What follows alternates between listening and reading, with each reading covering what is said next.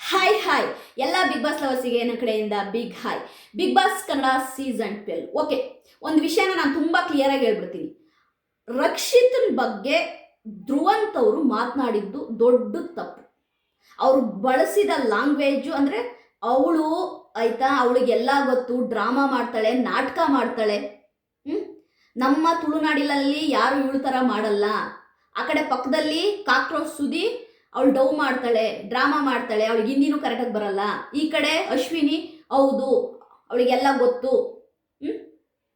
ಇದು ನಿಜವಾಗ್ಲೂ ಕೂಡ ನಾನು ಒಂದು ವಿಷಯ ಹೇಳೋದು, ಧ್ರುವಂತ್ ಅವರಿಗೆ ಬೇರೆ ಯಾವ ವಿಷಯವೂ ಇಲ್ಲ, ಬರೀ ಬ್ಯಾಕ್ ಪಿಚ್ಚಿಂಗ್ ಮಾಡೋದಾದ್ರೆ ಧ್ರುವಂತ್ ಅವರು ಬಿಗ್ ಬಾಸ್ ಮನೆಯಲ್ಲಿ ಅವ್ರದ್ದು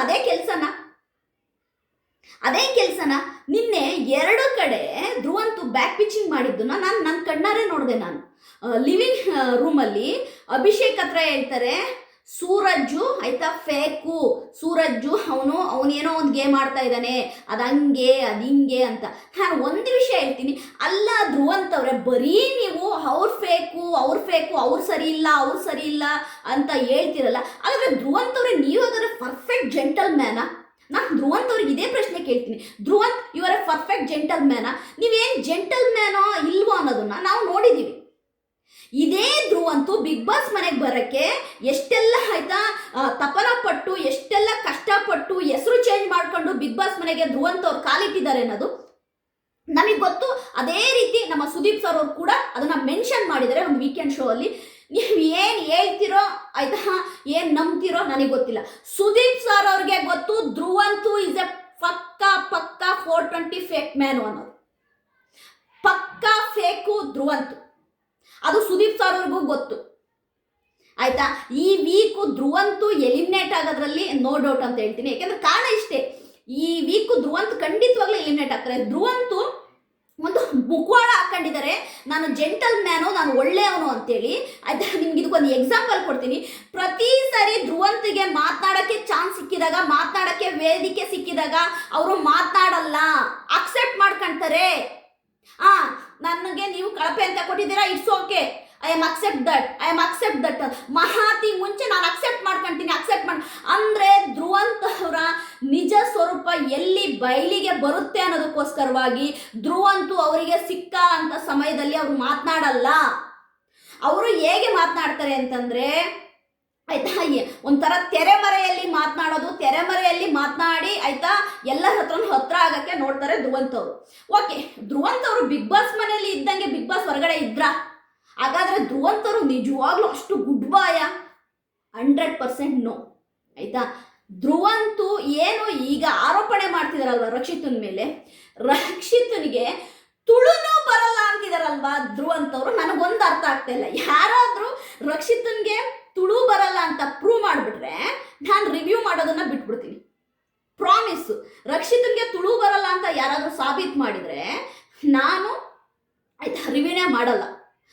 ಧ್ರುವಂತ್ ಅವರು ಯಾಕೆ ರಕ್ಷಿತನ ಮೇಲೆ ಆಪಾದನೆ ಮಾಡ್ತಿದ್ದಾರೆ ಅಂದರೆ, ಧ್ರುವಂತ್ ಅವ್ರಿಗೆ ಗೊತ್ತು ಈ ವೀಕ್ ಇಡೀ ಮನೆಯೆಲ್ಲ ನಾಮಿನೇಷನ್ ಅಲ್ಲಿದೆ, ನನಗೆ ವೋಟ್ ಬೀಳುತ್ತೋ ಇಲ್ವೋ, ಓಕೆ ಈಗ ಏನಾದರೂ ನಾನೊಂದು ಮಾಡೋಣ ಅಂತೇಳಿ ಕ್ರಿಯೇಟ್ ಮಾಡ್ತಿದ್ದಾರೆ ಧ್ರುವಂತ್ ಅವರು. ಯಾಕೆಂದರೆ ಧ್ರುವಂತ್ ಅವರು ಒಂಥರ ಹೆಂಗೆ ಅಂತಂದರೆ ಮುಖವಾಡ ಧರಿಸಿರುವಂತಹ ಒಂದು ಪಾತ್ರಧಾರಿ ಅಷ್ಟೇ, ನಿಜವಾದ ಧ್ರುವಂತ್ ಇವರಲ್ಲ.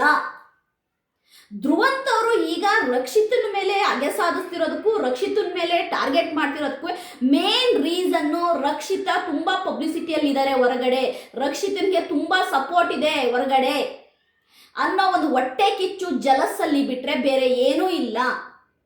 ಇಲ್ಲಿ ಕಲಾವಿದರ ಬಗ್ಗೆ ರಕ್ಷಿತ ಏನೂ ಹೇಳಿಲ್ಲ. ಯಾರೋ ಒಬ್ರು, ನಾನು ನಿನ್ನೆ ನ್ಯೂಸಲ್ಲಿ ನೋಡಿದೆ, ನಮಗೊಬ್ರು ಕಳಿಸಿದ್ರು, ಅಂದರೆ ರಕ್ಷಿತ ಕಲಾವಿದರಿಗೆ ಅವಮಾನ ಮಾಡಿದಾಳೆ ಅಂತ.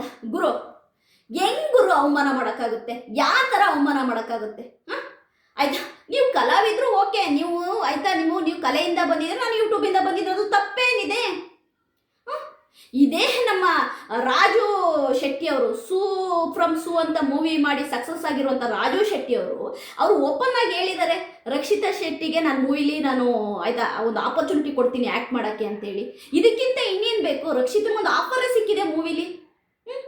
ಇಲ್ಲಿ ನಾನು ರಕ್ಷಿತನ ಪರ ಅಂತ ಅಲ್ಲ, ನನಗೆ ಒಂದು ಗೊತ್ತಾಗ್ತಾ ಇರೋದು ಏನು ಗೊತ್ತಾ, ಓಪನ್ಲಿ ಆಯ್ತಾ ಎಲ್ಲರೂ ರಕ್ಷಿತನ ಟಾರ್ಗೆಟ್ ಮಾಡ್ತಿರೋದು ಗೊತ್ತಾಗ್ತದೆ. ಅಂದರೆ ಧ್ರುವಂತೆ ಹೇಳೋ ರೀತಿ ರಕ್ಷಿತಾ ಆಯ್ತಾ ಯಾಕೆ ಅವಳು ಎಲ್ಲ ಅಡುಗೆ ಮಾಡೋದು, ತಿಂಡಿ ಮಾಡೋದು, ಎಲ್ಲ ಮಾಡ್ತಾಳೆ, ಅದೆಲ್ಲ ಡ್ರಾಮಾ ಅಲ್ಲ ಗುರು. ಓಕೆ ಗುರು, ಅದೆಲ್ಲ ಡ್ರಾಮಾ ಆದರೆ ನೀನು ಹೋಗಿ ಮಾಡು ಗುರು.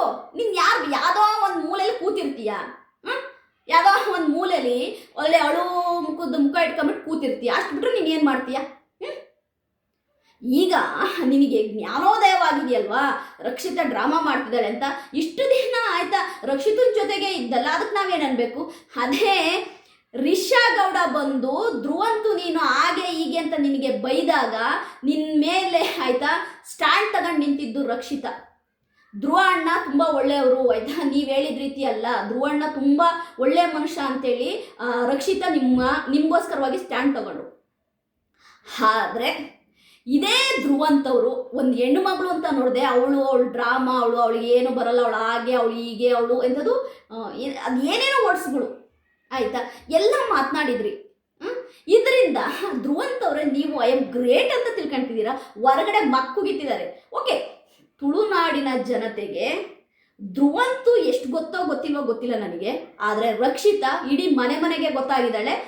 ನಿನ್ನೆಯಿಂದ ಯಾವಾಗ ಧ್ರುವಂತವರು ರಕ್ಷಿತನ ಬಗ್ಗೆ, ಅದು ರಕ್ಷಿತನ ಕ್ಯಾರೆಕ್ಟರ್ ಬಗ್ಗೆ ಮಾತನಾಡಿದ್ದಾರೆ ಆಯಿತಾ. ರಕ್ಷಿತನ ಕ್ಯಾರೆಕ್ಟರ್ ಬಗ್ಗೆ ಧ್ರುವಂತವ್ರು ಯಾವಾಗ ಮಾತನಾಡ್ತಾರೆ, ಇಡೀ ತುಳುನಾಡಿನ ಜನತೆ ತಿರುಗಿ ಬಿದ್ದಿದೆ ಧ್ರುವಂತ್ ವಿರುದ್ಧ.